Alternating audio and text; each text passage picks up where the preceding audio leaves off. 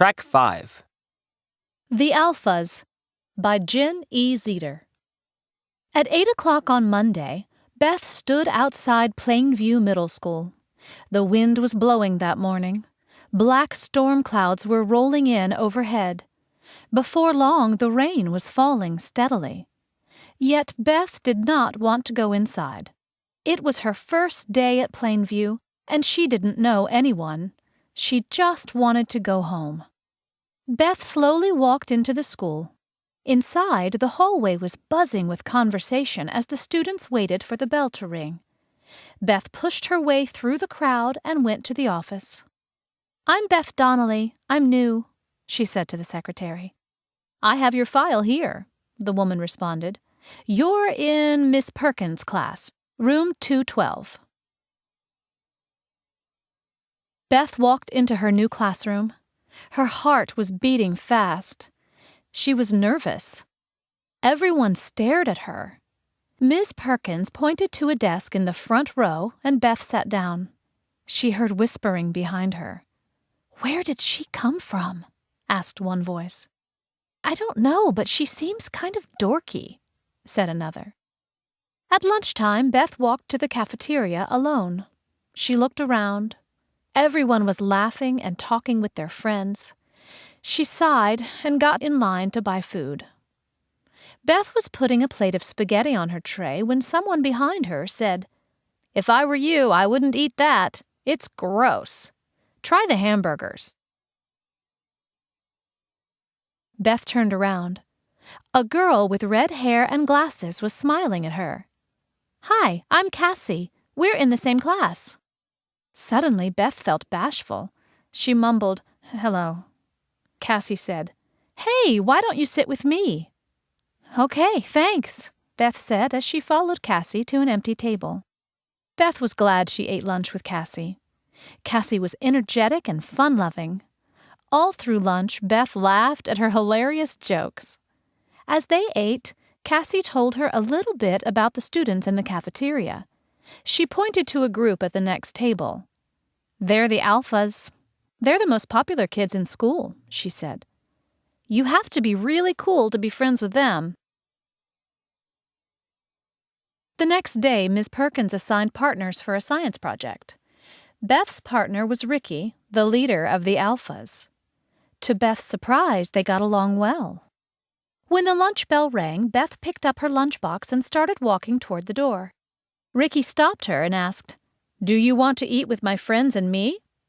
"Well, I was going to eat with Cassie," Beth said. "Bring her along," Ricky said. Cassie was excited when Beth told her. The girls followed Ricky and his friends to the cafeteria. Afterward, Ricky said to Beth and Cassie, "We like you.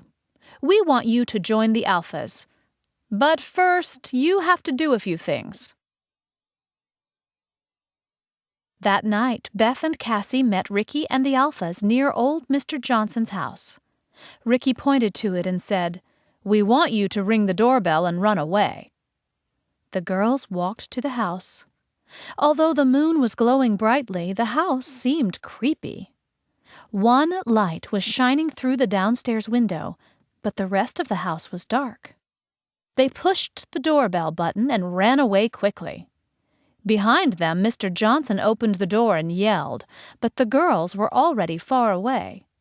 Smiling triumphantly, they rejoined the Alphas. Sharon said, "Congratulations! We'll give you the next task tomorrow." The next day, Beth, Cassie, and the Alphas were sitting in the cafeteria. Julie pointed to a boy a few tables away. "We want you to take his lunch. If I were you, I would be pretty sneaky. There's a teacher watching the lunchroom," she said. Cassie and Beth walked to the boy's table. "I don't want to do this," Beth whispered. "Neither do I," Cassie said. "But we have to, or the Alphas won't like us. I'll distract him, and you grab his lunch." Cassie walked up to the boy and started talking to him. Beth snuck up behind him, opened his lunchbox, took its contents, and closed it again. Beth and Cassie ran back to their table. The Alphas laughed hysterically when the boy opened his lunchbox. Beth and Cassie couldn't watch. They couldn't help feeling ashamed of themselves. "Being an alpha doesn't feel too good," Cassie whispered. "And this doesn't feel like fun." Cassie agreed with her friend, although she didn't say anything. The next day, Ricky invited Beth to the park after school, but not Cassie. When Beth arrived, Ricky said, "The last task is just for you. We know it's your birthday next weekend. We don't want you to invite Cassie to your party." Beth was surprised. "Why not? Cassie is really nice and funny. She's a great friend," she said. "She's not cool enough for the alphas," said Julie. "And if I were you, I wouldn't spend so much time with her." Just then, Beth saw something out of the corner of her eye. The leaves on a nearby bush were shaking. Everyone turned and looked.